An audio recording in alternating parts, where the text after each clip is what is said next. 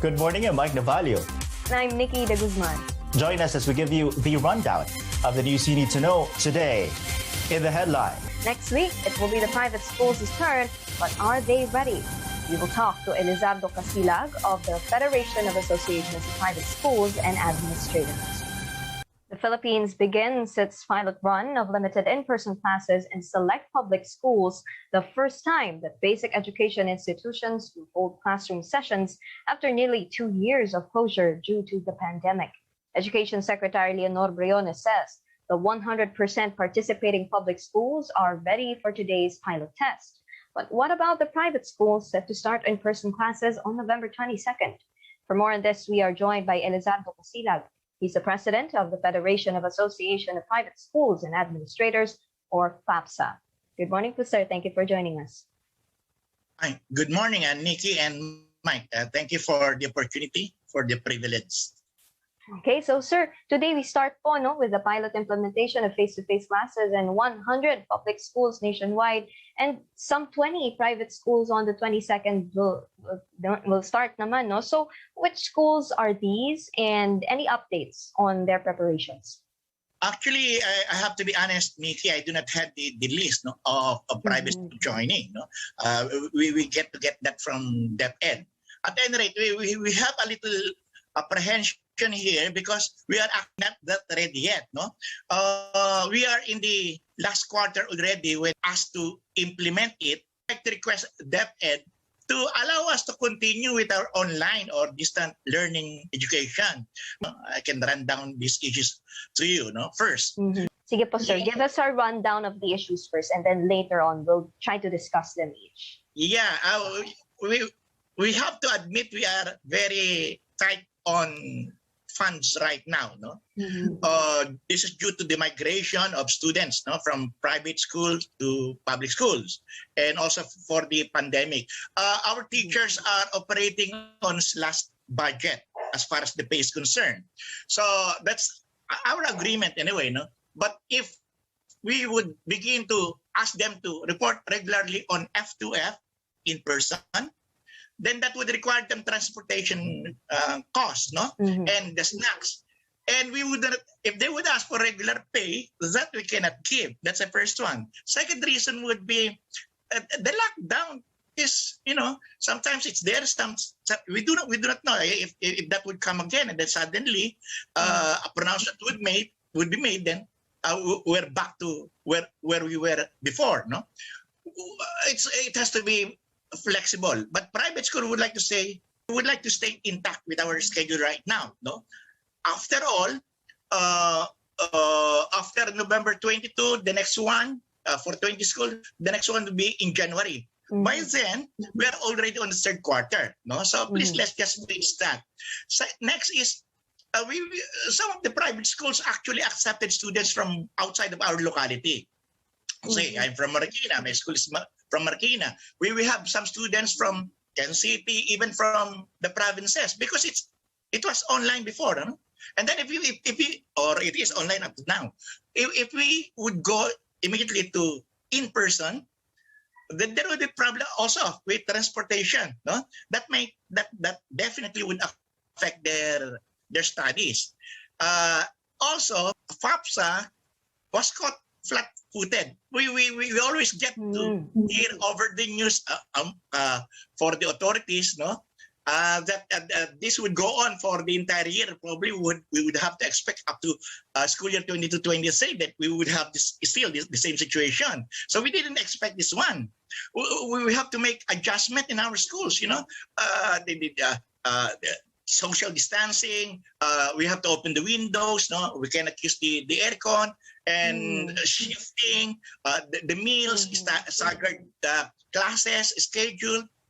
And then probably one of the last reason here would be our pupils in basic education who would be doing this are still not vaccinated. They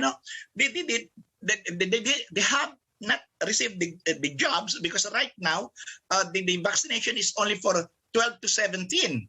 Kinder, that's preschool, up to grade 6 would only be 6 years old to 11. So most of the students or pupils in basic education are from this sector, and they're not vaccinated. Of course, okay, we heard from USEC, from DOH, no? That the children are less vulnerable. They're less susceptible to virus. That's all right. Pero what happens? Who would take the blame? I mean, who would be responsible in case they get infected? Can they run to DOH? Would DOH really attend to them? Baka kami, they may come to us and then we would be sued for, that's another financial reason. So these are items, Nikki and Mike, that would like to share with you. And this actually is the reason why, these are the reason why we would like to appeal to DepEd that allow us to extend what we have right now. After all, it's just only, after January, there are only three Basically, there you're are only 3 asking months. for more time po, no? Yes. Kahit yun lang. Okay. We also didn't start the school year with DepEd. They started late. It's September already. Some class started ours in June. Some have start probably August, no? But the point is, we were closing in March and April. So in January, it's just 1 quarter. Allow us to continue. So, sir, all very, very valid points po, no? But will you also be observing how the public schools then will be implementing the face-to-face classes? And would you have the option not to push through with the implementation of face-to-face classes naman sa private schools for the 20 that will be starting on the 22nd? Those are brilliant questions, Nika, I tell you. Thank you for asking that. First, we would really look closely, no? We'd like to know because, we were school administrators, we are owner of schools. We are directly involved, no, in this scenario. But the point is, if you would do as option, private schools enjoy a bit of autonomy, a little, a little freedom, no? Probably we can exercise that. Actually, we have been hinted before by Secretary Briones that we can do that. But our members would like to hear actually a fresh mandate, so something that we would like to hear also again this time. Now we would be allowed to continue with what we have. That's actually the simple appeal, no? But we would like to tell her, don't worry, we're going to meet the only prescription actually is you meet the number of days, no, prescribed. So that's 180 to 200, no, not less, no. We can do that. And besides, we still offer better education to our students in the private schools. And there are 6,000 of us, so many. And sir, we're hearing from you, administrators. Now, what about your teachers, your staff, your students, the parents of these students? What do they have to say about private schools reopening? What have you been hearing? Yeah, thank you, Nikki. Some of them, we all just held meetings, no? And then eventually, when the first meeting we held, they even opined that probably for the next 3 years, we would not talk in person. No, that was the perception before, because this is what we've been hearing in the news.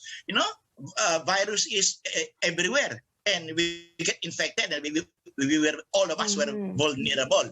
So although as far as parents and students are concerned, there are those of them who would say, they're bored already, especially the parents who are by themselves personally attending to the academic needs, the academic load of the students at home, and they're not trained or they're not educated. They're probably they take other profession. But the point is, when we talk of infection, when we talk of virus, when we talk of pandemic, I mean, then they begin to realize, yeah, probably we could wait. Yeah, I think, because they would not allow also their children to go out, no, get exposed, no. So their apprehension is the same as ours, no, because their children, once they are out of their homes, they become our responsibility, no. We are the second parents, no, and I also have kid, no, attending school, so then it's the parent in me right now that's talking also. No, that I guess give us a little time. Give us a little time. And sir, what do you think about constantly testing children for COVID-19? Since you said po kanina, no, vaccinations have just started, and then schools have students from different cities, who may be under different alert levels. How do we make sure po na this doesn't be a cause for yet another COVID surge? Yeah, I do not know. I mean, we are not consulted. Of course, we get to hear from our bosses, from our superintendents, and from regional directors. So those are the only things where we can be private to what's happening right now. No, but the point is, takot kami. No, in the DepEd, no, released by the memo released by DepEd, they say we need to have the approval of the parents, no, and the teachers. We may have to hold on to these two, no, these two privileges expressed in the provision. So we actually have to ask parents, are you amenable? I mean, this is the thing that we probably can really bank on. Siyempre, parents pa rin po ang may say. Yeah, eventually, yes. Okay. So, Sir Kasilag, lastly po, what support are you getting from the DepEd? Have you raised these concerns? Have you reached out? Yeah, honestly, they would like to invite us, and there was even several talks about this one. No? And one thing good with DepEd right now, it created the PEO, that's Private Education Office, which automatically, or I would say exclusively, would attend to the needs of the private school, although it has not been completely conceptualized as to the thing, no? I mean, essence and its character and its manual. But the point is, we were happy that DepEd really is looking into our concerns and issues. I would say, publicly, it's the first time that we will have this one, no? We joined them. Pareho kami eh. We are two sides of the same poles, no? The direction is the same. So, walang problema doon. And we are happy sa development right now. Okay, that's good to hear. Thank you for joining us for this morning, Sir Kasilag. You stay safe. Thank you, Nikki. Good morning. Maraming salamat.